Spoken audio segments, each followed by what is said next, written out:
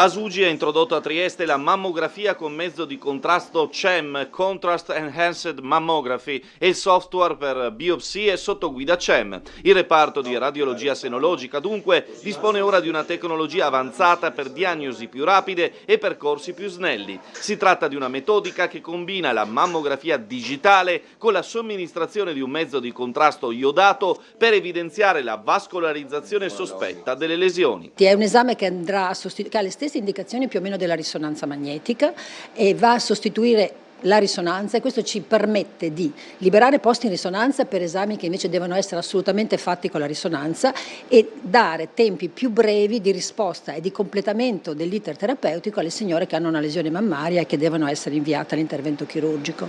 Quindi anche un fastidio minore per la paziente, diciamo così. Sì, diciamo che l'esame con mezzo di contrasto, quindi la CEM, dura molto di meno rispetto a un esame di risonanza. Ci sono anche molte meno immagini da vedere per il radiologo, quindi sicuramente è un esame più veloce, per la paziente migliore, perché non sta tanto tempo da sola dentro la macchina di risonanza, e qui la mammografia la fa circondata dall'infermiere, dal tecnico, quindi in 10 minuti ha fatto tutto, è sicuramente molto più accettata. L'acquisizione del software per biopsie CEM è stata resa possibile con i fondi che Asugi ha ricevuto grazie all'adesione al trial clinico internazionale MyPeps sullo screening personalizzato del tumore della mammella. Sono state arruolate oltre 3.000 donne del programma di screening regionale, confermando il ruolo di Asugi come realtà clinica e di ricerca che trasforma la partecipazione agli studi in investimenti tangibili per la salute delle persone.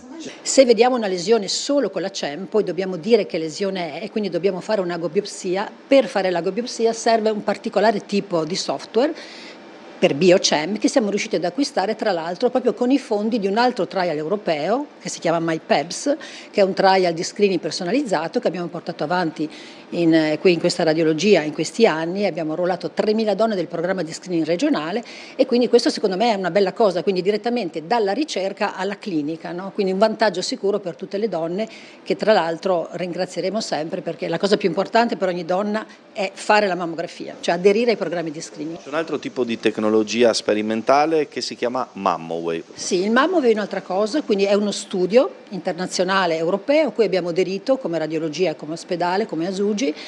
È un'indagine che viene fatta ai seni delle donne con le microonde, quindi la donna fa un esame senza essere compressa, senza radiazioni ionizzanti, quindi senza raggi X, ma il seno viene esaminato in un lettino dedicato con le microonde che, a seconda di come attraversano il seno e dei tessuti che incontrano, creano delle mappe di costanti dielettriche che sono diverse a seconda del tessuto e ci danno una risposta: c'è qualcosa o non c'è qualcosa.